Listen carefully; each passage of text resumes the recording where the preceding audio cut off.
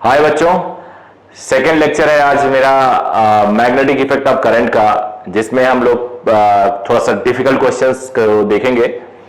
पहले लेक्चर में मैंने देखा था, आप लोग को बताया था, जिसमें ई और बी दोनों प्रेजेंट थे और हम लोगों ने पता किया था how to get the velocity vector as a function of time T as well as position vector as a function of time T. तो आई होप आप लोगों को पसंद आया होगा। और आज का लेक्चर थोड़ा उससे एक स्टेज ऊपर ही है, तो इसमें मजा आएगा। और ये कोई ऐसा साल जेई एडवांस का नहीं है, not even a single year, जब ये कॉन्सेप्ट पूछा ना जाए। और इस कॉन्सेप्ट को हमने रेगुलर क्लास में खूब पढ़ा है, बट आज उसको एक्सक्लूसिवली थोड़े से हैवी लेवल के न्यूमेरिकल्स करेंगे, जो JEE advance point of view से तो इंपॉर्टेंट है ही, मेन और नीट पॉइंट ऑफ व्यू से भी ये इंपॉर्टेंट होता है। सारे क्वेश्चंस तो नीट में नहीं आते इस लेवल पे, बट अगर इसका एक लाइन भी आ जाए तो आप कर पाओगे और कोई नहीं कर पाएगा। कॉन्सेप्ट क्या है? टॉर्क। कॉन्सेप्ट है torque on a current carrying loop placed in magnetic field. Generally uniform magnetic field होता है, मैग्नेटिक फील्ड, और ये टॉर्क का फॉर्मूला होता है m cross b। Direction of torque कोई right hand left hand rule नहीं लेंगे आप हमेशा याद रखेंगे how to get a cross b। a vector ये है, b वेक्टर ये है, तो head to head a cross b का डायरेक्शन ये होगा। a क्रॉस b का डायरेक्शन क्लॉकवाइज, क्लॉकवाइज का मतलब होता है इनवर्ड।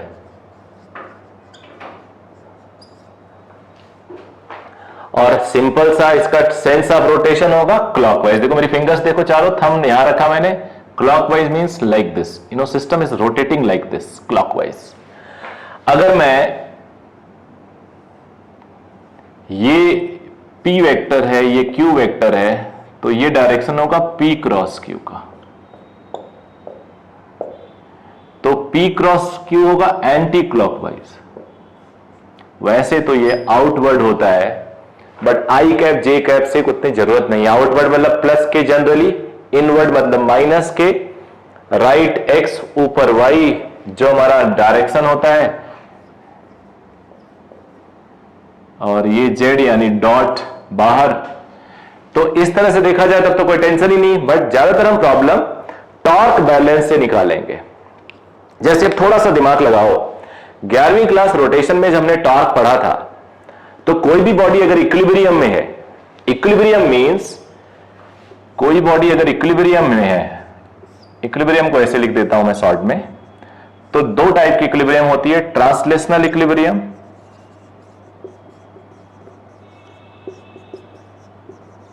और एक होता है रोटेशनल इक्विलिब्रियम। ट्रांसलेशनल इक्विलिब्रियम में नेट फोर्स 0 होता है,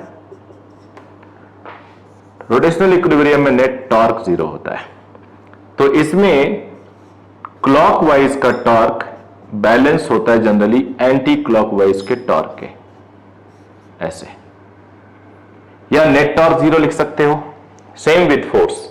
तो ये पूरा का पूरा कॉन्सेप्ट आज हम लोग ट्राई करेंगे। छोटा सा वीडियो होगा, बहुत बड़ा नहीं होगा, but definitely at the end of the video will get something. तो दो क्वेश्चन लेके आया हूं आपके पास, ऐसे 4-5 क्वेश्चन का कलेक्शन है जिससे मजा आएगा आपको। पहला क्वेश्चन देखो, ये एक रिंग है, मेटालिक रिंग होगा, उस पर करंट फ्लो कर रहा है और रिंग ऐसे बना हुआ है। तुम्हें पता है अगर इस तरह से मैं रिंग रख दूं, ऐसे रिंग छोड़ दूं, तो रिंग का जो वेट है mg, उसकी वजह से एक सेंटर पे यहां पे टॉर्क लगेगा और ऐसे रिंग गिर जाएगा और सिचुएशन ऐसे हो जाएगा, ऐसे हो जाएगा। ये गैस आप लोग अगर कर पा रहे हो तो क्वेश्चन सॉल्व कर लिए। तो टफ थोड़े है, सिंपल सी बात है। आप ऐसे हॉरिजॉन्टल किसी को कैसे रोक सकते हो? गिर जाएगा वो, करके देखो, ये ढीला हो जाएगा, नीचे आ जाएगा। अब अगर नहीं गिर रहा है तो इस mg का जो टॉर्क है उसको किसी ने काउंटर किया होगा, उसको किसी ने काउंटर किया होगा। तो यही कॉन्सेप्ट है। अब मान लो करंट आई पूछा गया है, आई एज्यूम कर लेते हैं। अब बड़ी बात होती है टॉर्क, मैग्नेटिक फील्ड का टॉर्क निकालने के लिए you just find out the direction of magnetic moment. Magnetic moment अगर आ गया तो टॉर्क आ जाता है। मैग्नेटिक मोमेंट इस लेक्चर में तो नहीं, लेकिन मेरे वीडियो में जो जहां पे मैंने मैग्नेटिक इफेक्ट ऑफ करंट पढ़ाया है बहुत डिटेल से बताया है। मैग्नेटिक मोमेंट का फॉर्मूला होता है बेटा I इंटू एरिया, एन आई ए भी लिखते हैं, नंबर ऑफ टर्न्स अगर n है तो एन आई ए। एरिया वेक्टर होता है हमेशा लूप के परपेंडिकुलर, बट यार लूप का परपेंडिकुलर तो दो हो सकता है। एक अगर मान लो ये लूप है तो ऊपर भी परपेंडिकुलर हो सकता है, नीचे भी हो सकता है। तो to get exact direction of area vector just get the magnetic field because of the loop current. Loop current का मैग्नेटिक फील्ड निकालो। तो लूप करंट ये है, इसका मैग्नेटिक फील्ड निकालने के लिए कहां पे, लूप में थंब इधर रखो, देखो ना इधर आउटर रिंग पे थंब रखा, हाथ लूप में ले गया, कर्लिंग ऊपर। तो जो डायरेक्शन इस लूप की वजह से, इस लूप करंट की वजह से मैग्नेटिक फील्ड का आता है लूप में, वही डायरेक्शन मैग्नेटिक मोमेंट का होता है। अब देखो बी इधर है, ये देखो बी इधर है, बी नॉट इधर आया ना। अब m क्रॉस बी टॉर्क देखेंगे तो देखो m और m से b की तरफ जाओ तो m क्रॉस b ये हुआ, ये डायरेक्शन हुआ m क्रॉस b। और mg का टॉर्क देखो, mg नीचे, mg इधर, r इधर, तो mg का टॉर्क, ये mg का टॉर्क आया, mg का टॉर्क आया इंटू r। तो torque because of mg which is clockwise is balanced torque because of magnetic field and which is this direction is anti-clockwise this। m ऊपर b ऐसे 90 degree तो mb और ये mg into r। Magnetic moment होगा I N, number of turns तो 1 है, I area pi R square into B, एक R cancel हो गया, आई आया M G upon pi R, B naught है तो बी नॉट लिख दिया। यानी फर्स्ट ऑप्शन इज करेक्ट। ये देखो डायमेंशनली इनकरेक्ट था। कैसे? बिकॉज तुम इक्वेट करते, फोर्स mg होता है, फोर्स BIL होता है, तो b के साथ I इंटू एल होता है। I की वैल्यू पूछा है तो b के साथ l होना चाहिए, लेंथ होना चाहिए, लेंथ स्क्वायर नहीं होना चाहिए। तो ये गलत था, मैंने बोला नहीं, बिकॉज ये कॉन्सेप्ट ही इजी था। देखो जैसे तुम लूप रखोगे तो लूप पे टॉर्क लगेगा mg into r, force into perpendicular distance होता है टॉर्क, r क्रॉस f होता है, तो वो इधर आएगा। अब इसको कोई काउंटर करेगा एंटी क्लॉकवाइज टॉर्क से, वो काउंटर किया m cross b anti clockwise. तो कितना इजी क्वेश्चन था। अब आ जाते हैं इस क्वेश्चन पे। इसके लिए इस स्पेस को भी हटाएंगे, लेकिन अब पहले इसको हटा के देखते हैं कितना काम चल जाता है। वैसे मैं बताऊं आपको, इसने मैग्नेटिक मोमेंट ऑफ इनर्शिया दिया हुआ था, बट व्हाट आई बिलीव कि मोमेंट ऑफ इनर्शिया हम निकाल भी सकते हैं। ये अननेसेसरी दिया था, ये मैं अपनी क्लास में नहीं देता हूं जब करवाता हूं, और बच्चों से इसको क्लास के अंदर ही निकलवाता हूं। और अगर बच्चे क्लास के अंदर ही निकाल देते हैं तो समझो एक कॉन्सेप्ट उनका मोमेंट ऑफ इनर्शिया का भी क्लियर हो जाता है पैरेलली। अब एक 4 रॉड है, चारों वेल्डेड है, मान लो चिपकाए हुए हैं, और इन चारों का इक्वल लेंथ है, इक्वल मास है, तो स्क्वायर एक तरह से बन गए। टॉर्क फ्रेम का बताना है। अब ये पहला पार्ट तो बहुत इजी है, पहला पार्ट बहुत इजी है। देखो कैसे, b की वजह जो वैल्यू होगी 45 डिग्री पे बन रहा है ये, b cos 45 i cap, b sin 45 j cap, cos 45 sin 41 by root 2, तो b by root 2 i cap and j cap is this। Now get the magnetic moment। Magnetic moment होगा, अब देखो मैंने डायरेक्शन बताया था, इस करंट की वजह से इस लूप के अंदर मैग्नेटिक फील्ड का जो डायरेक्शन होगा that will be the direction of magnetic moment.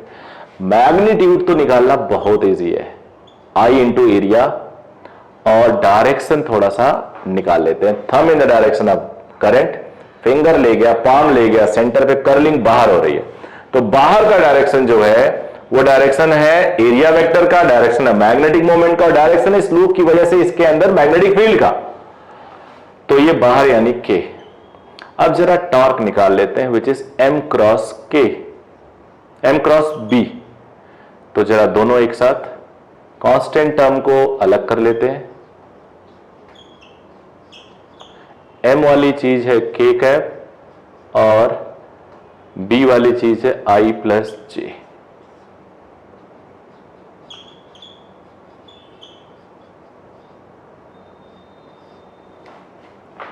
के क्रॉस आई, डायरेक्शन ये देखो आई जे के, के क्रॉस आई जे, के क्रॉस जे माइनस आई, तो ये एक तरह से 1/√2 आई नॉट था, आई नॉट था और बी था, नॉट मैंने खिसका के इधर से उधर कर दिया।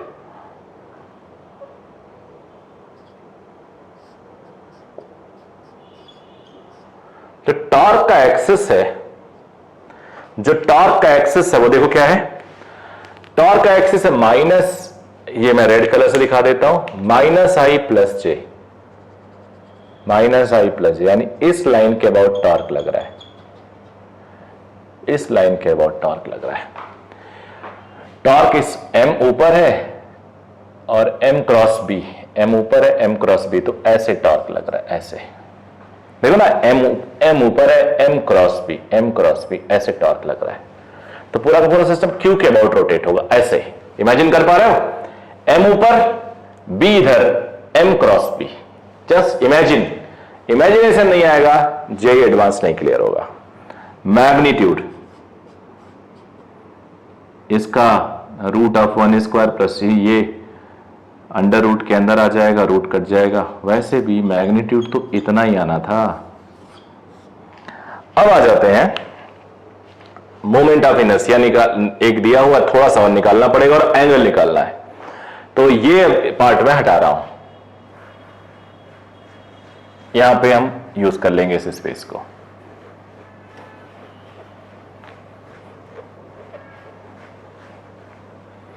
ये जेई का क्वेश्चन है, सब्जेक्टिव क्वेश्चन था 1998 में। अब इसके मोमेंट ऑफ इनर्शिया के लिए थोड़ा सा आपको जाना पड़ेगा रोटेशन चैप्टर में, एमओआई में। ये एक्स एक्सिस मान लो, ये वाई एक्सिस मान लो,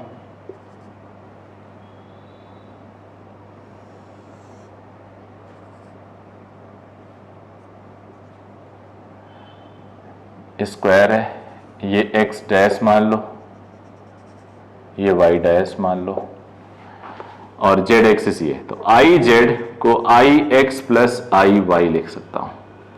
आई एक्स और आई वाई सिमिट्री है, देखो एक्स के ऊपर जितना उतना एक्स के नीचे है, वाई के जितना लेफ्ट में उतना राइट में, और सिचुएशन वैसे ही जैसे एक्स का वैसे वाई का। तो इन दोनों को अगर मैं आई आई एज्यूम कर लूं तो 2i हो जाता है, और ये i is equal to I Z by 2। अब बेटा यही आई एक्स हो गया और यही आई वाई हो गया।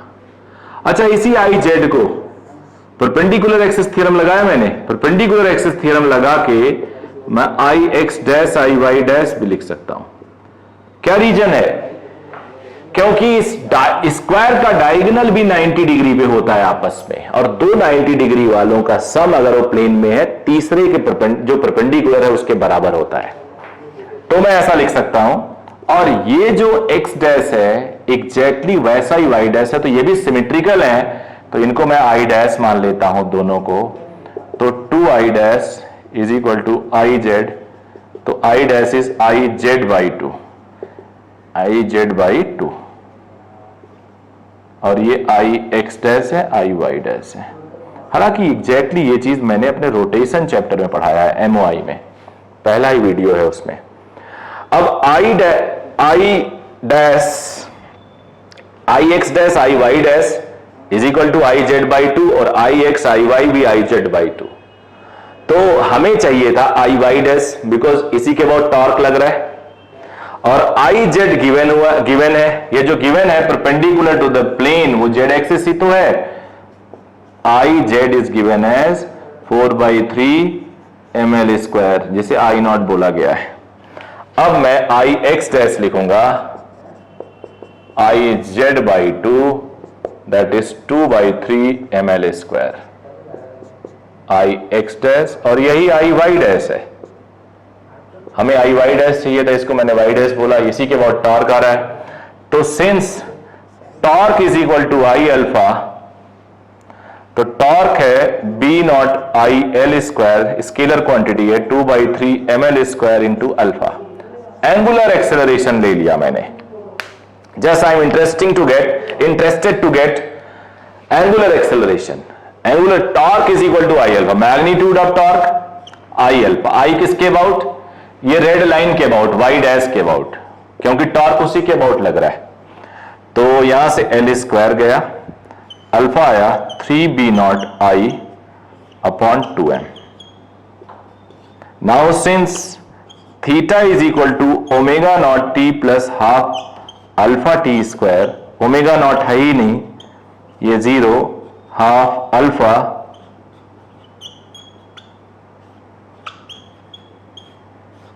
डेल्टा टी स्क्वायर, तो थीटा होगा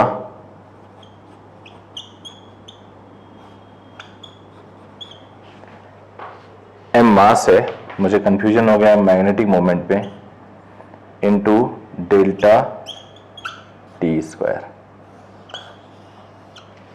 तो ये बेटा इसका आंसर हो गया। एक बार फिर से रिवाइज कर लेते हैं। टॉर्क निकालना था सबसे पहले, torque on the frame magnitude, तो बी को हमने रिजॉल्व कर लिया, लिख लिया। मैग्नेटिक मोमेंट इसका चाहिए, तो मैग्नीट्यूड होगा I into area, area L square, तो I into L square. Direction, इस लूप का जो मैग्नेटिक फील्ड आता है, इस लूप के करंट की वजह से जिस डायरेक्शन में, वही डायरेक्शन मैग्नेटिक मोमेंट का होता है। तो put your thumb here, finger लेके कर्लिंग बाहर हो रहा है, बाहर यानी जेड डायरेक्शन यानी के, ये लिख दिया। टॉर्क निकाल लिया। अब टॉर्क जो निकला माइनस आई प्लस जे डायरेक्शन, माइनस आई ये है प्लस जे है, इनका बीच इन कंबाइंड डायरेक्शन होगा 45 डिग्री पे, ऐसे ये डायरेक्शन जिसे मैंने वाई डैश बोला। अब moment of inertia I Z दिया हुआ था perpendicular to the plane. I Z perpendicular axis theorem से दो परपेंडिकुलर एक्सिस के सम के बराबर जो उस प्लेन में होते हैं, तो आई एक्स आई वाई दोनों इक्वल है क्योंकि सिमिट्री है। जो सिचुएशन इसका है वही सिचुएशन इसका है। तुम आंख बंद कर लो, मैं घुमा दूं तुम्हें पता भी नहीं चलेगा। तो आई एक्स आई वाई इक्वल होंगे और ये आई जेड के आधा होंगे, यहां से मैंने प्रूव कर दिया। Similarly I X dash I Y dash भी परपेंडिकुलर है, स्क्वायर का डायगोनल भी परपेंडिकुलर होता है, और ये भी सिमिट्री है, तो ये भी इक्वल होंगे। मैंने आई डैश मान लिया, वो भी आई जेड बाई टू आया, जिसे I dash I Y dash बोल सकते हो। हमें चाहिए था I Y dash, because I Y dash इसलिए चाहिए क्योंकि टॉर्क इसी पॉइंट के अबाउट लग रहा है, तो हमने निकाल लिया 2/3 आई जेड बाई टू करके। Torque is equal to I alpha, alpha आ गया मेरे से, alpha theta is equal to omega naught T plus half alpha T square. एक इक्वेशन होता है, जानते हो आप, ओमेगा नॉट 0 था, ये इक्वेशन आ गया। तो ये आप, आई होप आप लोगों ने समझ लिया ठीक से। एक चीज और इसमें देखो, आई नॉट यहां है, मैं बी नॉट, आदत पड़ी हुई है बी नॉट, तो आप सही कर लो। आई नॉट करंट है, ये मोमेंट ऑफ इनर्शिया है, और आई नॉट करंट है, ये बी दिया हुआ है, ये आई नॉट है। आदत पड़ी हुई है ना। ओके, कॉपी कर लीजिए। अब दो क्वेश्चन और लेके आया हूं जो बेहतरीन है दोनों क्वेश्चंस। पहला देखो, थर्ड वाला है ये जो, इसमें एक रिंग ऐसे यहां पे फिक्स करके घुमाया जा रहा है। कैसे भी फिक्स होगा ये मत सोचना ज्यादा। एक रॉड है, मासलेस मान लेते हैं, नहीं इसका मास कुछ एज्यूम कर लेते हैं, बिकॉज शुरू में टेंशन दिया हुआ है, the tension in string in equilibrium is T naught. तो शुरू में क्या होगा, ऐसे सिचुएशन होगा,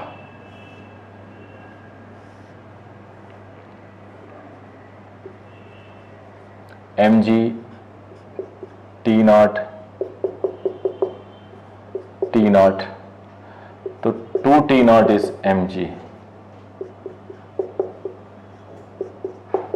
शुरू में ये होगा मास। अब मैक्सिमम टेंशन दिया हुआ है ये मैक्सिमम किसी एक का टेंशन हो सकता है, इससे ज्यादा दोगे तो टूट जाएगा। पूछा गया है find the maximum value of omega. अब ओमेगा का रोल क्या है? एक चार्ज को अगर रिंग पे घुमाते हैं तो करंट डेवलप करता है, और करंट जो होता है वो चार्ज अपॉन टाइम पीरियड होता है। तो यहां चार्ज है कैपिटल क्यू, टाइम पीरियड को 2 पाई बाई ओमेगा के टर्म में लिखेंगे तो क्यू ओमेगा बाई 2 पाई। तो maximum current is corresponding to maximum omega. तो एक तरह से मैक्सिमम करंट पूछा जा रहा है। अब मान लो किसी एक डायरेक्शन, बिकॉज ये नहीं दिया बाएं वाला स्ट्रिंग या दाएं वाला स्ट्रिंग कौन सा मैक्सिमम टेंशन झेल सकता है, तो कॉमन है फॉर बोथ, तो आप कैसे भी एज्यूम कर लो। मैग्नेटिक फील्ड एक्सटर्नल ये दिया हुआ है, तो अब मैं करंट का डायरेक्शन ये एज्यूम कर रहा हूं। अच्छा ओमेगा दिया हुआ, चलो नो प्रॉब्लम। करंट का डायरेक्शन ये ऐसे ऐसे। अब इस करंट की वजह से मैग्नेटिक मोमेंट डेवलप होगा। ये आउटर है ये इनर है, तो बाहर ऐसे आ रहा है। थंब नीचे किया करंट की तरफ, हाथ लूप पे ले गया, कर्लिंग इधर हुआ, तो इससे मैग्नेटिक मोमेंट का डायरेक्शन ये डेवलप हुआ। मैग्नेटिक मोमेंट का डायरेक्शन ये डेवलप हुआ। मैग्नेटिक मोमेंट कितना होगा? डायरेक्शन तो है ही, लिखने की जरूरत नहीं है। I into area, area ring का pi R square, radius R दिया हुआ है। I is Q omega by 2 pi into pi R square, so it is half Q omega R square magnetic moment. अब बेटा हो क्या रहा है देखो जरा ध्यान से, मैग्नेटिक मोमेंट इधर और बी इधर, मैग्नेटिक मोमेंट इधर बी इधर। अब m क्रॉस बी क्या होगा? m क्रॉस बी इधर होगा, m क्रॉस बी इधर होगा, m क्रॉस बी m से b की तरफ। तो अब अगर तुम्हें एक ये रॉड है,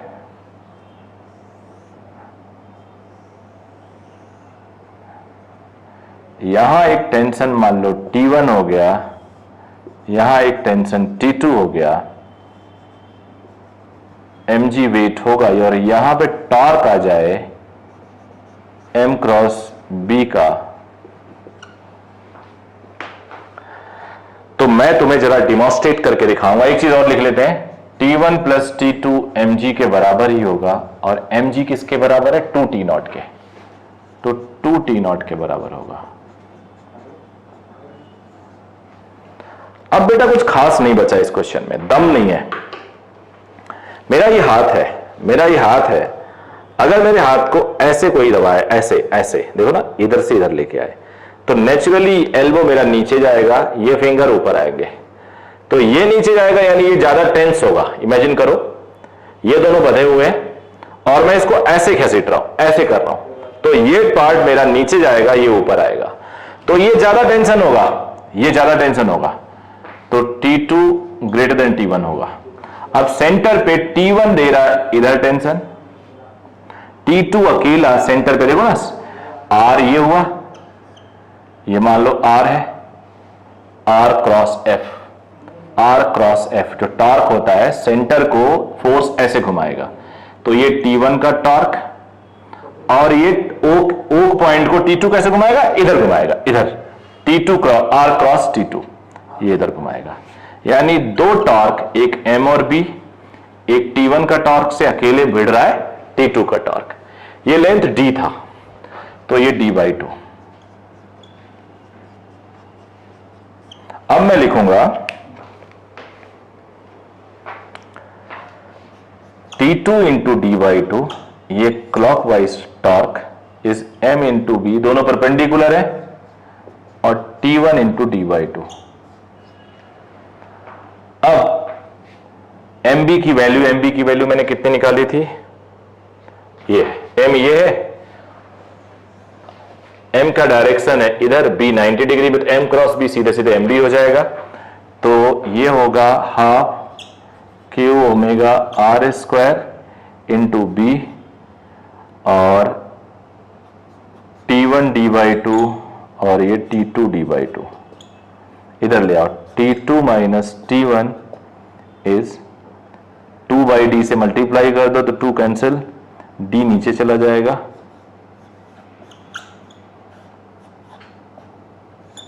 3। बस अब आंसर आ गया। इतनी जगह मैं आपको थोड़ा हटा देता हूं स्पेस। मैक्सिमम टेंशन इतना है।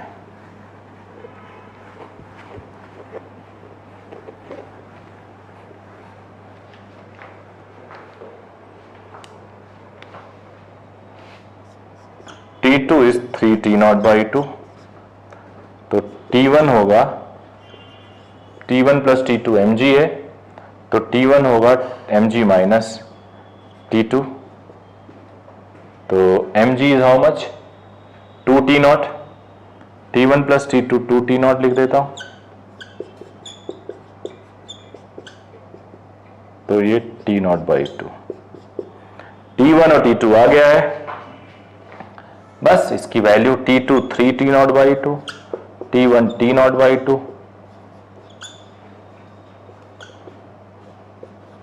ये हो गया बेटा 2T0 बाई T0 हो गया, ओमेगा हो गया T0 D upon Q B R square. यही मैक्सिमम ओमेगा है। तो आई होप आपको क्लियर हो गया होगा। एक बार फिर से समझा देता हूं। शुरू में इसमें टेंशन T0 है, किसको बैलेंस कर रहा है? मान लो weight of the rod mg, मान लो रिंग का भी वेट इसमें आ गया, कोई फर्क नहीं पड़ता। तो 2T0 इज mg, T0 की वैल्यू निकाली, हालांकि जरूरत नहीं पड़ी बाद में। अब इसको इस पे चार्ज देके घुमाया जा रहा है, तो चार्ज को अगर किसी रिंग पे या किसी मेटल पे लेके घुमाओगे तो करंट डेवलप होगा, और करंट का डायरेक्शन चार्ज के डायरेक्शन में होता है। अगर चार्ज प्लस है तो, माइनस चार्ज है तो ऑपोजिट डायरेक्शन में। तो ऐसे एंटी क्लॉकवाइज दिया था, मैंने मान लिया ये करंट की value charge upon time period 2 pi by omega. Omega की मैक्सिमम वैल्यू पूछा है, यानी आई की मैक्सिमम वैल्यू पूछा है। ओमेगा के मैक्सिमम से क्या होता है? आई मैक्सिमम होगा, और आई के मैक्सिमम से मैग्नेटिक मोमेंट मैक्सिमम होगा, और मैग्नेटिक मोमेंट के मैक्सिमम से टॉर्क मैक्सिमम होगा। तो अब इधर से थंब इधर रखा मैंने, बिकॉज करंट नीचे था, फिंगर ले गया, कर्लिंग इधर हो रही है, तो इस करंट की वजह से इधर मैग्नेटिक फील्ड, और इस करंट की वजह से जो मैग्नेटिक फील्ड का डायरेक्शन होता है वही उस लूप के मैग्नेटिक मोमेंट का डायरेक्शन होता है। मैग्नेटिक मोमेंट निकाल लिया, मैग्नीट्यूड बी ऊपर था, तो m क्रॉस b का डायरेक्शन ये है जो शुरू में बताया था। अब इस सेंटर पे ये वाला टेंशन भी इधर ही टॉर्क देगा, ये वाला टेंशन इधर टॉर्क देगा, यानी ये वाला टेंशन इसके टॉर्क को और इसके टॉर्क को बैलेंस करेगा, ये वाला टेंशन इसके टॉर्क को और इसके टॉर्क को बैलेंस करेगा। वही मैंने लिख दिया, T2 d by 2 is equal to mb का टॉर्क और T1 d बाई 2। तो T2 और T1 निकाल लिया, maximum tension is 3 by 2, 3T0 by 2, T1 और T2 की वैल्यू 2T0 है, तो T1 निकाल लिया, T0 बाई 2, दोनों का सम 2T0 आना चाहिए था। वहां से सॉल्व करके हमने ओमेगा मैक्सिमम की वैल्यू निकाल ली। अब हम लोग सॉल्व करेंगे अगला क्वेश्चन, उसके लिए मैं थोड़ा सा इसको क्लीन करूंगा। आते बेटा इस क्वेश्चन पे, ये भी जेई में क्वेश्चन आया हुआ है, प्रीवियसली भी जेई में क्वेश्चन आया हुआ।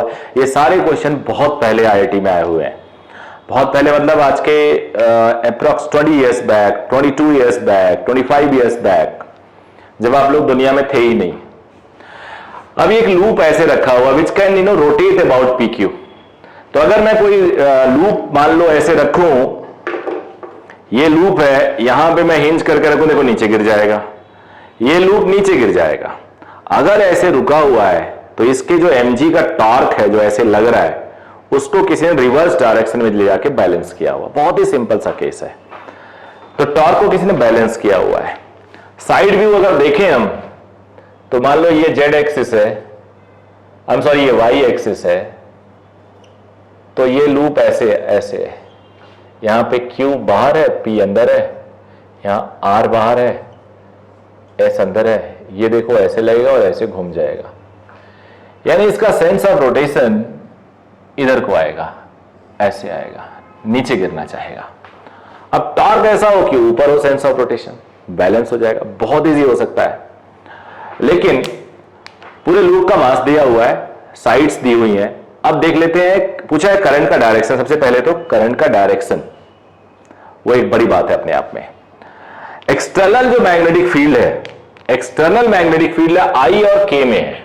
आई और के का मतलब हुआ, इसको मैं रेड कलर से दिखा देता हूं, ब्लू कलर से दिखा देता हूं। कि एक्सटर्नल मैग्नेटिक फील्ड इधर है 4 डायरेक्शन में और इधर है आई डायरेक्शन में 3. Let me write B X और बी जेड. ये अब जो बी जेड होगा वो टॉर्क नहीं देगा. पता क्यों? क्योंकि ये जो लूप है उसका परपेंडिकुलर या तो ऊपर होगा या तो नीचे होगा. जो इस लूप का परपेंडिकुलर होता है वही डायरेक्शन ऑफ मैग्नेटिक मोमेंट होता है. तो मैग्नेटिक मोमेंट ऊपर होगा या नीचे होगा. और मैग्नेटिक मोमेंट बी के साथ एक टॉर्क देता है एम क्रॉस बी. तो क्रॉस प्रोडक्ट पैरेलल वाले या एंटी पैरेलल वाली चीज से जीरो आता है. तो मैग्नेटिक मोमेंट के लिए बी एक्स रिस्पॉन्सिबल होगा. डायरेक्शन ऑफ करंट जरा इमेजिन करते हैं. कुछ भी एज्यूम कर लो, कुछ भी मान लो. पी क्यू निकालना, मैं एस आर निकाल रहा हूं, बाद में अपने आप देख लेंगे. ये जाएगा तो क्यू से पी जाएगा, अगर उल्टा सही होगा तो पी से क्यू जाएगा. ये लूप बाहर की तरफ ऐसे है. लूप ये ऐसे, ये इमेजिन कर पा रहे हो? ऐसा है. ऐसे हवा में नहीं लटका हुआ, टेढ़ा नहीं है, सीधा है. तो मैंने थंब ऐसे रखा, मान लो ये लूप ऐसे आ रहा है. ऐसे इमेजिन करो. इमेजिनेशन बहुत जरूरी है एडवांस में. थंब इधर रखा, ये वाला करंट अगर है, लूप हाथ ले गया ऊपर तो कर्लिंग ऊपर हो रहा है. अगर ये ट्रू है तो मैग्नेटिक मोमेंट का डायरेक्शन ऊपर होगा. और मैग्नेटिक मोमेंट ऊपर होगा और आई डायरेक्शन में मैग्नेटिक फील्ड है तो टॉर्क ऐसे लगेगा. यानी mg के चक्कर में भी गिर रहा था और गिर जाएगा. अब बिकॉज ऑफ mg भी नीचे गिर रहा था, because of m cross b भी नीचे गिरेगा, विच इज नॉट पॉसिबल. तो ये डायरेक्शन गलत है. ये डायरेक्शन बेटा गलत है. तो अब एकदम क्लियर हो गया. s टू r नहीं होगा, r टू s होगा. ये तो श्योर हो गया. p से q हो गया, ये श्योर हो गया. अब इसमें कोई टेंशन वेंशन लेने की बात नहीं है. थंब इधर रखा ऐसे, ये लूप ऐसे इमेजिन करो. थंब इधर रखा s टू r, हाथ ले गया कर्लिंग नीचे. तो जो मैग्नेटिक मोमेंट है इसका नीचे यानी minus k, current into area A B, direction minus k. अब ये मैग्नेटिक मोमेंट हो गया. अब मैग्नेटिक फील्ड का x कंपोनेंट ये है. अब m cross b anticlockwise torque लगा रहा है. m क्रॉस b, ये mg का टॉर्क लग रहा है. ये mg into perpendicular distance. Perpendicular distance है b by Q R, A है a बाई 2. ये इधर लग रहा है और m क्रॉस b इधर लग रहा है. तो फॉर इक्विलिब्रियम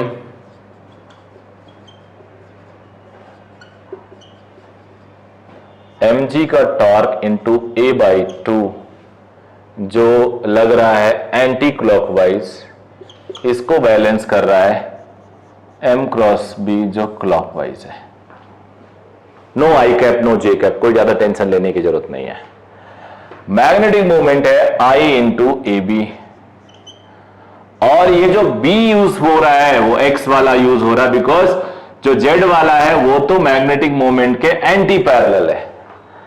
तो x वाला यानी 3. अब a से a कैंसिल हो गया.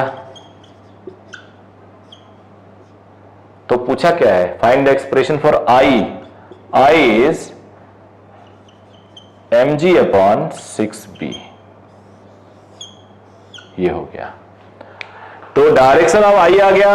अब magnetic force on arm RS. RS लिख देते हैं. RS क्या है? RS वेक्टर है. मान लो लेंथ वेक्टर है, ये है, इसका लेंथ है PQ का B.